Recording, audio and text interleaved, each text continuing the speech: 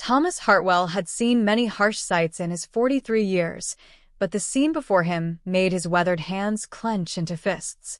Through the cracked window of the ramshackle cottage, he watched a woman rain blows upon a girl who couldn't have been more than 16. The child's cries pierced the autumn air, mixing with the cruel words that spilled from her stepmother's lips like poison. Thomas had come to this remote part of the county to purchase grain from the deceased husband's stores, but now money seemed the least important thing in the world. The girl stumbled and fell, her dark hair matted with tears and dirt.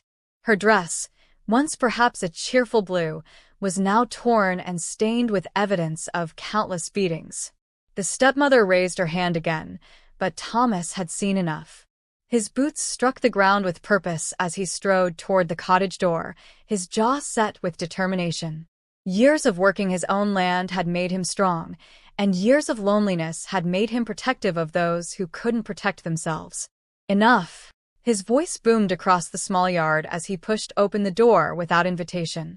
The stepmother whirled around, her face flushed with exertion and rage. She was a thin, sharp-featured woman whose eyes held the kind of cruelty that came from a lifetime of disappointment and bitterness. The girl cowered on the floor, looking up at Thomas with a mixture of hope and terror, as if she couldn't quite believe someone had intervened. "Who are you to come into my home?" the stepmother shrieked, her voice shrill with indignation. "This is my stepdaughter, and I'll discipline her as I see fit. She's lazy and worthless, good for nothing but causing trouble."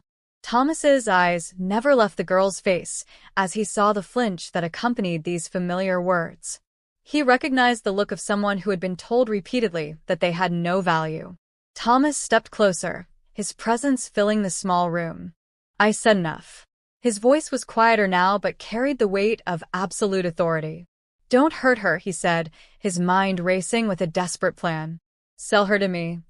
The words hung in the air like a challenge, and Thomas saw something flicker in the stepmother's calculating eyes, not concern for the girl, but the glimmer of potential profit from an unexpected source.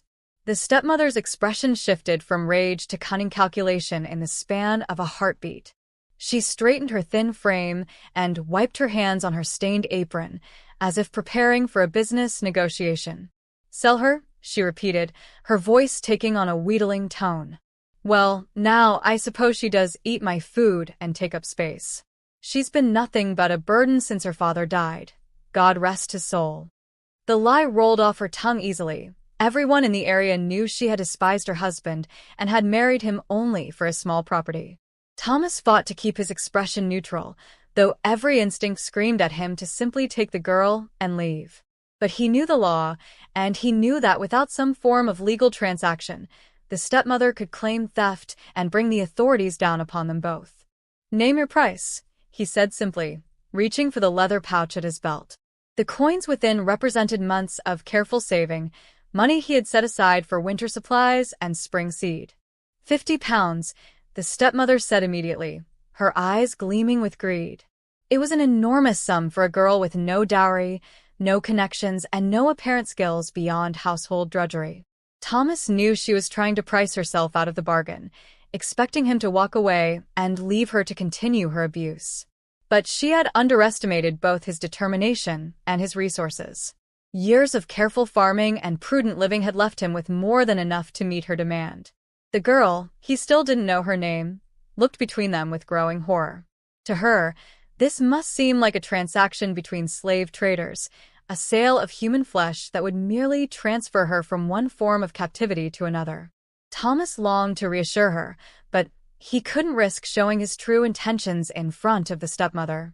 Instead, he met her frightened gaze with what he hoped was kindness, trying to convey, without words, that she need not fear him. "Done," Thomas said, counting out the coins with deliberate precision. Each piece of silver that left his hand felt like a small victory, a step closer to freeing this girl from her torment. The stepmother's eyes widened with surprise and delight as she realized he was serious. She snatched up the money with unseemly haste, as if afraid he might change his mind. "Pack your things," she barked at the girl. "You're leaving with this man." But Thomas could see the girl had nothing to pack. Her entire worldly possessions seemed to consist of the torn dress on her back and a pair of worn shoes that had seen far too many winters. The girl walked beside Thomas's wagon in silence, her bare feet making no sound on the dirt road that led away from the only home she had ever known. Thomas had offered her a place on the wagon seat, but she had shaken her head and stepped back as if physical contact with him would seal some terrible fate. He understood her fear. To her, he was simply another stranger who had purchased her like livestock. The autumn wind tugged at her thin dress, and Thomas noticed how she wrapped her arms around herself for warmth. "What's your name, child?" Thomas asked gently, his voice barely audible over the creaking of wagon wheels and the steady clip-clop of his horse's hooves. For a long moment, he thought she wouldn't answer. Then, so quietly he had to strain to hear, she whispered, "Eleanor, sir. Eleanor Ashford." The surname was her father's, he realized, a small act of defiance against the stepmother who had tried to erase every trace of the man who had loved this girl. Thomas slowed the wagon's pace, matching the girl's exhausted gait. "Eleanor," he repeated, tasting the name and finding it suited her somehow. "That's a beautiful name. My name is Thomas Hartwell, and I own a farm about 10 miles from here." He paused, choosing his next words carefully. "I want you to know that you're not my property, Eleanor. What happened back there, that was the only way I could think of to get you away from that woman legally. You're free to leave whenever you choose." Eleanor stumbled, catching herself against the wagon wheel. She stared up at Thomas with wide, disbelieving eyes. "Free?" she whispered, as if the word were foreign to her tongue. "But you paid for me. You own me now." The matter-of-fact way she said it broke Thomas's heart. This girl had been so thoroughly beaten down that she couldn't imagine any other arrangement, couldn't conceive of a world where someone might help her without expecting something in return. "No one owns you, Eleanor," Thomas said firmly, bringing the wagon to a complete stop.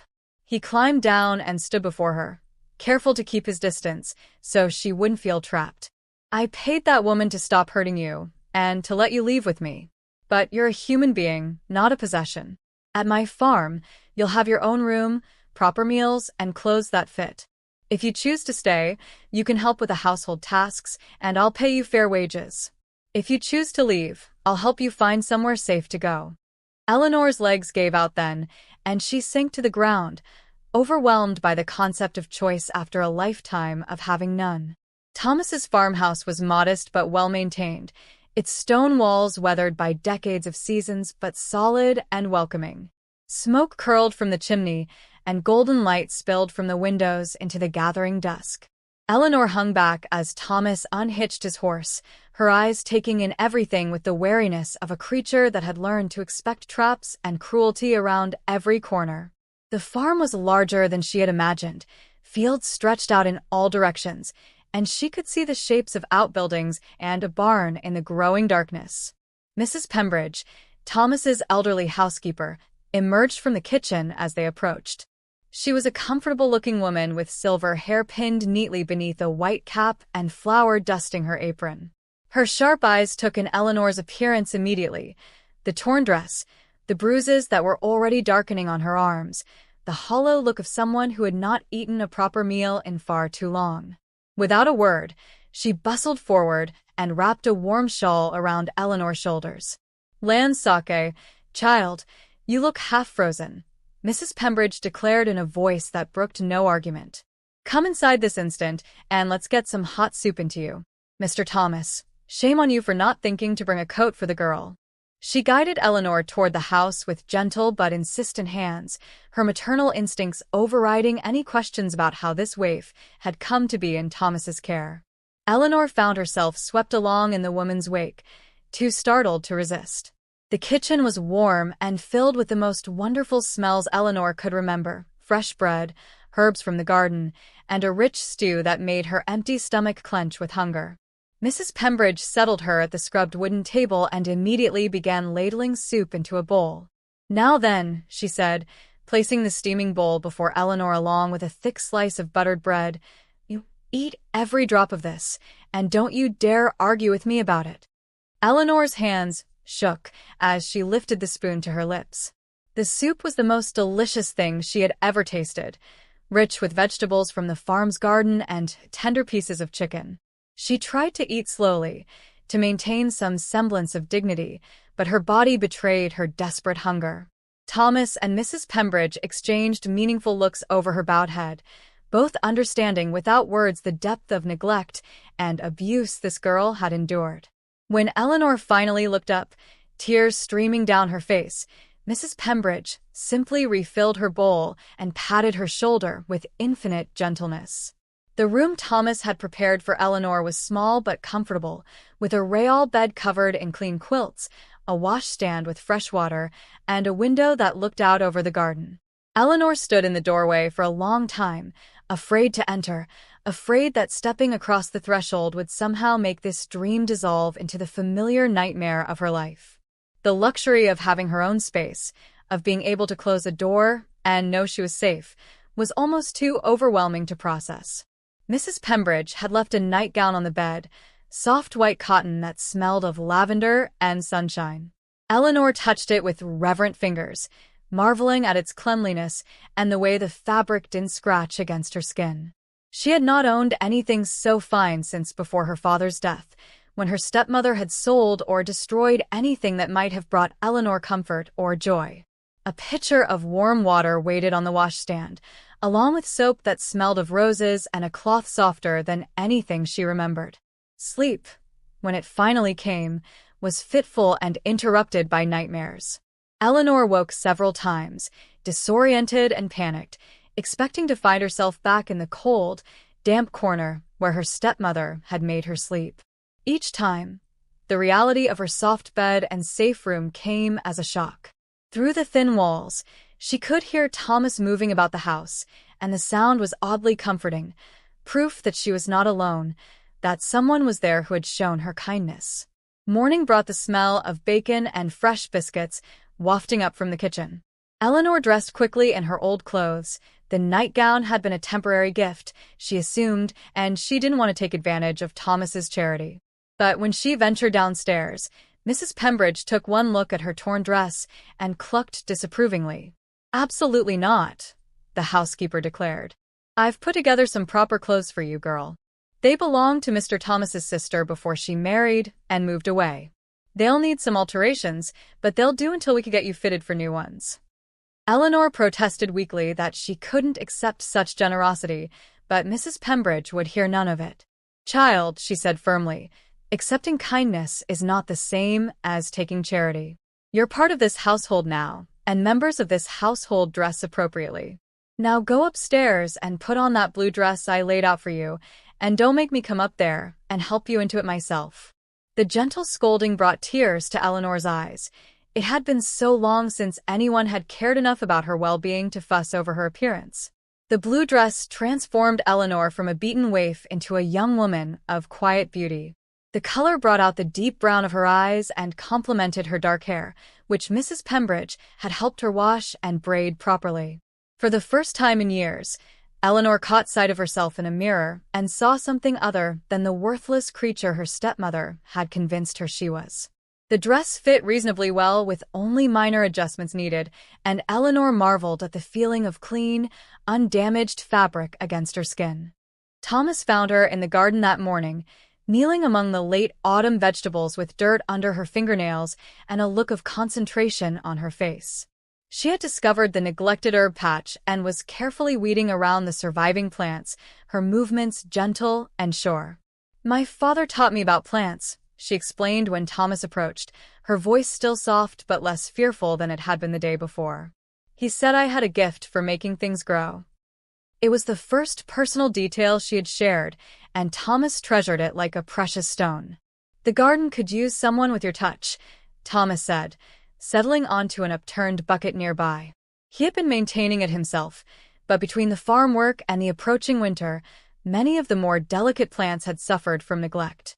"If you'd like, it could be your special responsibility. Mrs. Pembridge would be delighted to have fresh herbs for her cooking, and we could expand it come spring if you're interested." Eleanor's face lit up with the first genuine smile he had seen from her, transforming her features and giving him a glimpse of the spirited young woman she might become. As the days passed, Eleanor began to find her place in the rhythm of the farm. She worked alongside Mrs. Pembridge in the kitchen, learning to bake bread and preserve the last of the autumn harvest. Her gentle way with the chickens and the milk cow revealed a natural affinity for animals, and even Thomas's usually standoffish barn cat began following her around like a devoted companion. Each small success, each moment of feeling useful and valued, helped to rebuild the confidence that years of abuse had worn away. Thomas watched Eleanor's transformation with wonder and growing affection. She still startled at sudden movements and apologized for things that needed no apology, but there were moments when her guard dropped completely. When she laughed at Mrs. Pembridge's stories or hummed while working in the garden, Thomas caught glimpses of the person she had been before cruelty had tried to break her spirit. He found himself looking forward to these moments, treasuring each sign of healing as Eleanor slowly learned to trust in the safety he had tried to provide. Winter's first snow arrived early that year, blanketing the farm in pristine white that made everything look peaceful and new. Eleanor stood at her bedroom window watching the flakes fall, marveling at how different snow looked when viewed from inside a warm, safe house. In her previous life, winter had meant cold that seeped into her bones and never left, thin soup stretched to last for days, and her stepmother's mood growing even darker with the shortening days. Now it meant crackling fires, Mrs. Pembridge's hearty stews, and the cozy sounds of a household preparing for the season. But the peace was shattered one morning when Eleanor recognized a familiar figure trudging up the farm's drive. Her stepmother had come calling, dressed in her best black dress and wearing an expression of calculated grief. Eleanor's hands began to shake as she watched the woman approach, all the old fears rushing back like a tide.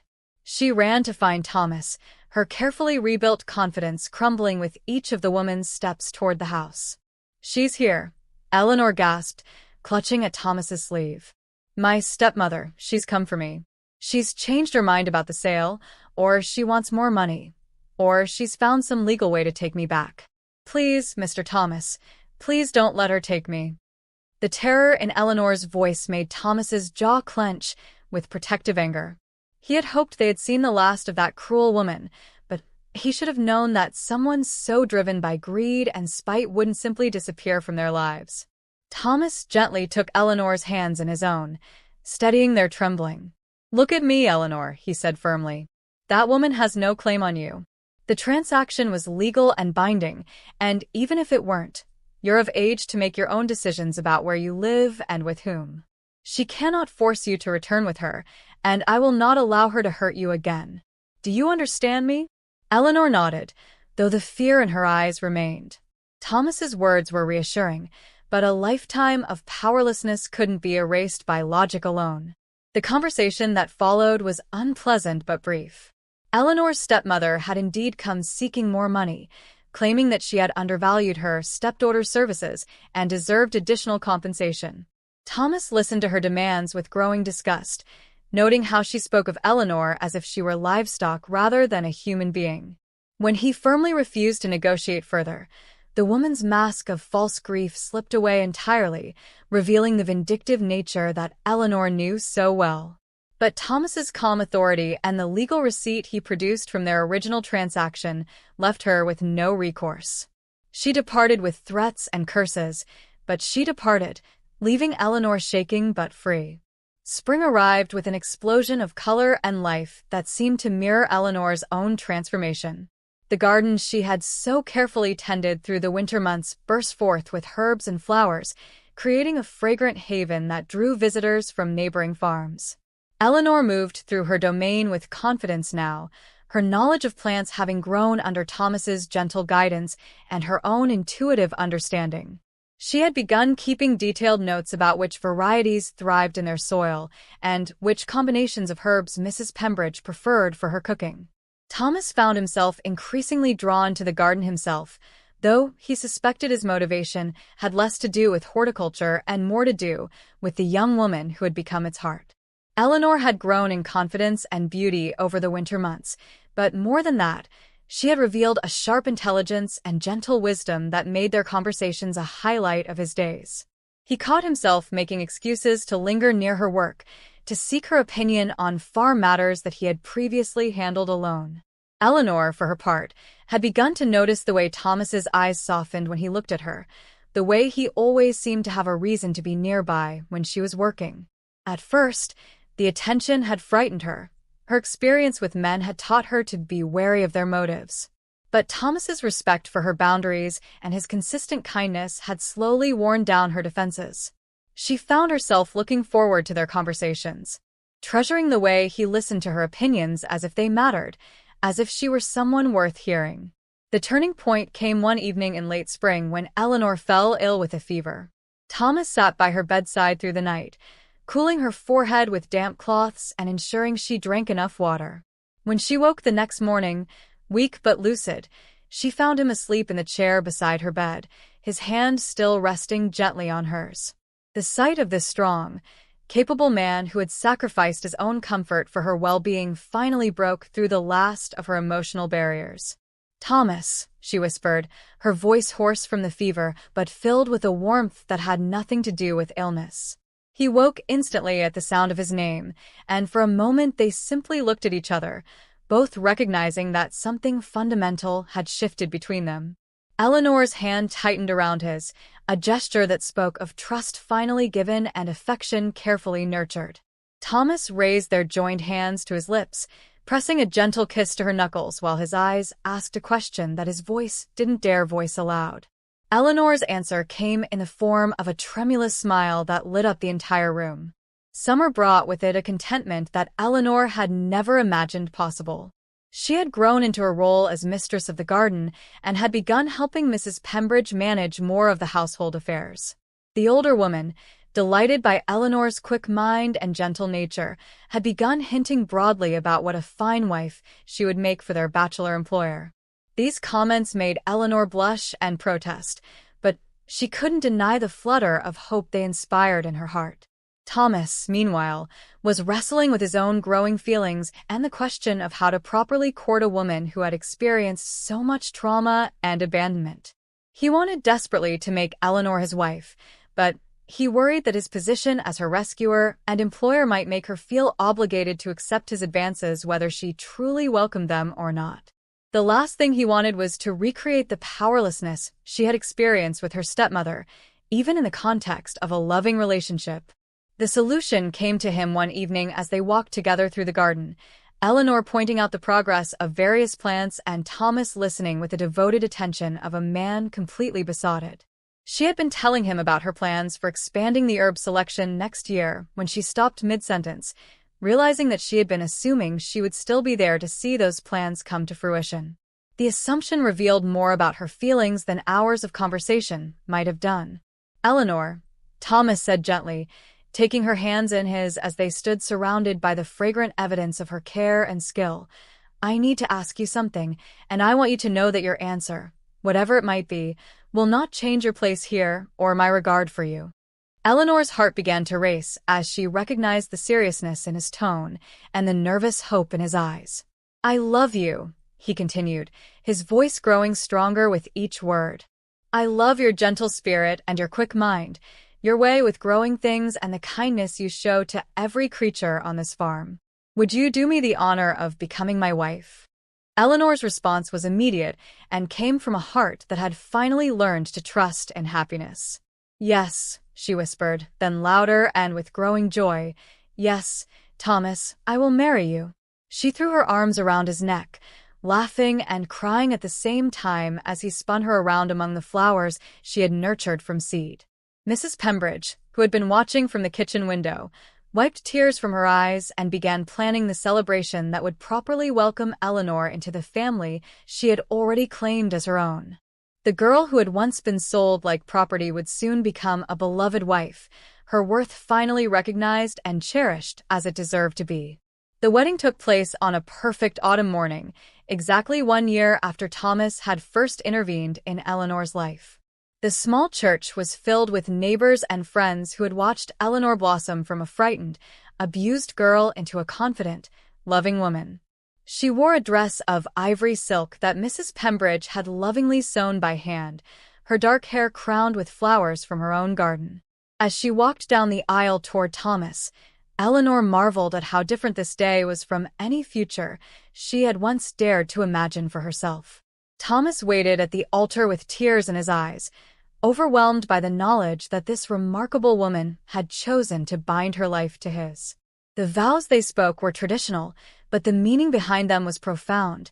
Eleanor promised to love and honor a man who had already proven his devotion to her well-being, while Thomas pledged his life to protecting and cherishing a woman who had taught him that true strength lay in gentleness and compassion. The celebration that followed was joyous but simple, held in the farmhouse that had become Eleanor's sanctuary and would now be their shared home.